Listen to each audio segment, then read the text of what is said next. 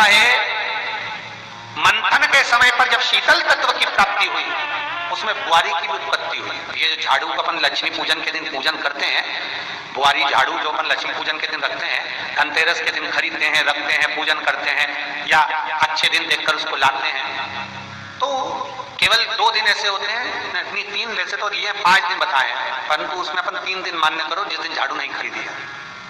एक अमावस्या, दूसरी एकादशी और तीसरी पूर्णिमा। बाकी के समय पर बुआरी झाड़ू जो है अमृत तत्व की प्राप्ति के लिए, शीतलता के लिए रखी जाती है। घर में क्यों रखते हैं झाड़ू? शीतलता देने, इसलिए झाड़ू को दरवाजे के पास नहीं रखते, झाड़ू को खड़ी नहीं रखते। जब भी झाड़ू रखी जाती है, आड़ी रखी जाती है, और जिस दरवाजे से हम निकलकर बाहर जा रहे हैं उस दरवाजे के पास कभी झाड़ू नहीं रखी जाती, भीतर के तत्व में रखी। बुआरी की उत्पत्ति, झाड़ू की उत्पत्ति, शीतलता की उत्पत्ति महाराज ये मंथन के समय से। इसलिए आज भी धनवंतरी के दिन, धनतेरस के दिन, जिस दिन अमृत निकला था, उस दिन झाड़ू की पूजन होती है। कई लोग करते आते हैं, और कई लोगों को अभी भी ये ज्ञात नहीं कि झाड़ू क्यों पूजी जाती, झाड़ू तत्व का पूजन क्यों किया जाता है, क्यों धनतेरस के दिन लेते, क्यों पूजन करते, क्यों?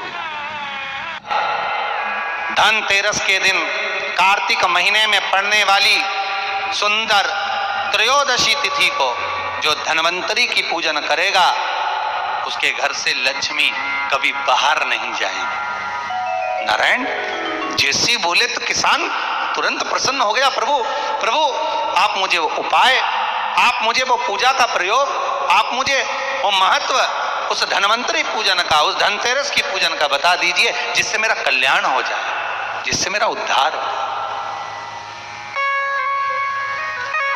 भगवान विष्णु बोले, किसान सुनो, ये धनवंतरी मेरा ही एक अंश होता है। जैसे मेरे हाथ में शंख चक्र गदा पद्म सब धारण करा हुआ हूं, उसी तरह धनवंतरी का स्वरूप का यदि आप दर्शन करेंगे। आप कई लोगों ने धनतेरस के महत्व को बिगाड़ दिया कि हमको धनतेरस के दिन सामान लेकर आना है, चांदी का बर्तन लेकर आना है, ये सामान लेकर आना है, वो सामान लेकर आना, लाओ, मना नहीं है। धनतेरस का दिन ही है, धनवंतरी का दिवस ही है।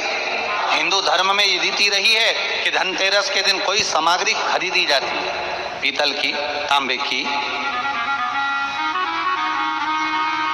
कोई वस्तु हम खरीदते हैं। पर आज का समय का जो फैशन बढ़ता गया तो कहा साहब चांदी के बर्तन खरीदना जरूरी है, चांदी का सामान खरीदना जरूरी है, सोने का पात्र, सोने की वस्तु खरीदना जरूरी है, ये सामग्री खरीदना। तो यहाँ शास्त्र नहीं कह रहा कि महाराज इतने महंगे महंगे पदार्थ खरीदो और घर में कर्जा कर लो। शास्त्र तो यह कहता है कि धनवंतरी की पूजन करना है आपको। अगर आप एक सामग्री भी लेकर आ रहे हैं तो उसमें आपका भाव जुड़ा होना चाहिए, कर्जा नहीं जुड़ा होना।